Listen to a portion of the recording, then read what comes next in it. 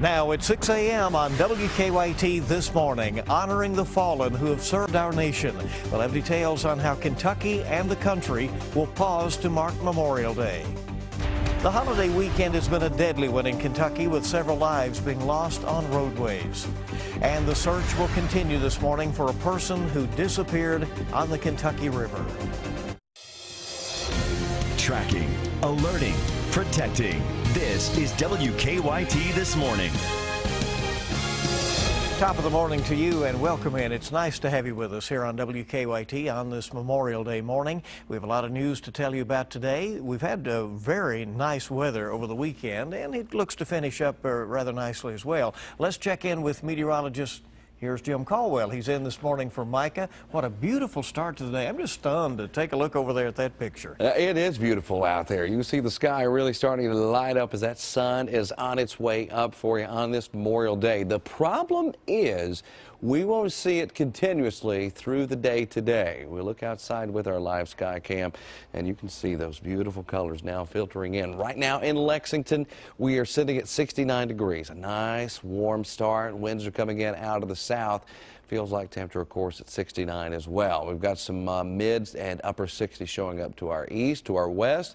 Even have some 70s out toward Louisville coming in with 74 degrees out there. Defender also more active in those areas. And what we're going to see, especially into the afternoon and evening, is those showers and thunderstorms rolling into our area, becoming a little more on the scattered side. But we will certainly be tracking them for you later on today. And I'll take a closer look at that coming up in just a few minutes. All right, Jim, thank you. We'll have to remember those nice days we've had as we now head into what looks to be a more rainy pattern. Well, today many will set aside time to remember those who have died while serving our country. There are several ceremonies planned across Kentucky on this Memorial Day. Our Mark Barber is live at Lexington Cemetery, which will be hosting one of the largest services around. Mark, hello. Good morning, Bill. The Memorial Day service here will get started around 11 a.m. The men and women in our military who died while serving our country will be honored with the playing of taps, a 3-volley salute, as well as a presentation of colors. The featured guest speaker here at this annual event at the Lexington Cemetery is U.S. Army veteran John Larson. He was the first full-time public defender in Fayette County, and he now works with the Veterans Treatment Court, which gives second chances to struggling veterans. Another very large Memorial Day ceremony will be at Camp Nelson National Cemetery in Jessamine County. On Saturday, hundreds of Boy Scouts honored those who laid down their lives by placing flags on more than 12,000 graves there. During today's program, Michael E. Crutcher Sr. will be speaking as Frederick Douglass, and Jim Sayer will be speaking as Abraham Lincoln. That service is also beginning at 11 a.m. Live in Lexington, Mark Barber, WKYT. All right, Mark, thank you very much. And of course, many other ceremonies being held throughout the area in and around Kentucky and the nation's capital today. President Obama will be laying a wreath at the tomb of the unknown soldier at Arlington National Cemetery. Events will also be held at the World War II Memorial and the Air Force Memorial to pay tribute to the fallen. Thousands of bikers ride in the annual Rolling Thunder Ride for Freedom to bring attention to prisoners of war and those soldiers who are missing in action as well. Well, a lot of folks wrapping up. Millions of people are going to be hitting the road today, heading home from a long holiday weekend. Thousands of police officers will also be out. They'll be keeping an eye out for drivers who are not following the road safety rules after what has been a tough weekend. Our Hillary Thornton is joining us live with a look at the latest conditions in what has proven to be a deadly weekend. Good morning, Bill. That's right. As this holiday weekend does wrap up, thousands will hit the road heading home. And unfortunately, as you mentioned, it has already been a deadly one out here on central Kentucky roadways. Travel experts anticipate as this weekend closes out, we will see the highest volume of traffic for the holiday in at least a decade. Police say they go into this weekend hoping they do not have to work any fatalities, but know with the increased traffic and celebrations, it is likely. Unfortunately, that was the case for officers in Georgetown after a cyclist riding in the Horsey 100 was hit and killed on Saturday. Yesterday, other riders at the annual event remembered well-known Lexington attorney 57-year-old Mark Hinkle, who investigators say was hit head-on by a pickup driven by Olindo Paz Salvador while on mile 99 of his 100-mile ride. Paz Salvador is charged with murder, and police say he was driving under the influence at the time of that crash. Now, also in Scott County earlier in the morning, a two-vehicle crash claimed the life of a 13-year-old 8th grader, Emily Sams of Bourbon County. Police are really just encouraging folks who are out here on the roads today to just keep in mind you will have some extra company out here, and they're really asking folks to stay alert and wear your seatbelts. Live in Lexington, Hillary Thornton, WKYT. All right, Hillary, thank you very much. We do hope everybody stays safe out there. Well, emergency crews from several different agencies say they will be back on the Kentucky River this morning searching for a missing person.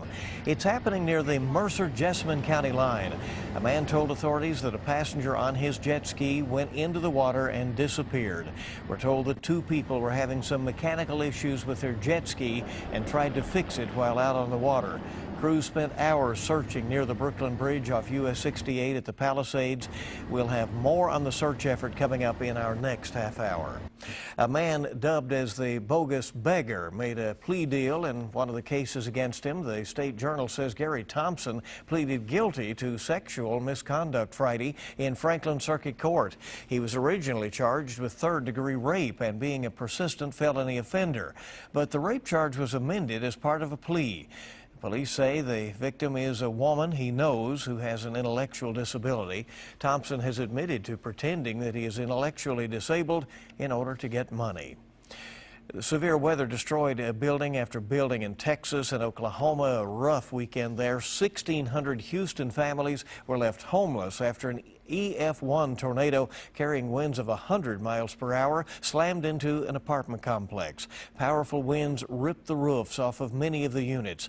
Officials say many of those buildings could end up being condemned. There's nothing but chaos. Pieces everywhere, trees all over the park, apartments with holes in them. I mean, it was pretty bad. Because we can be dying if we don't hurt it. We can be dead. This was part of a deadly severe weather outbreak that hit Texas and Oklahoma. High winds and flooding caused by record-setting rains have swept away hundreds of homes and killed at least 3 people.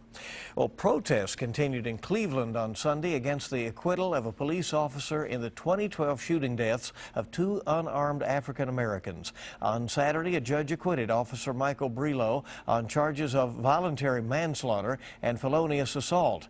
Authorities say Brelow stood on the hood of a car and fired 15 shots through the windshield at Timothy Russell and Melissa Williams. Cleveland police made more than 70 arrests on Saturday in separate protests.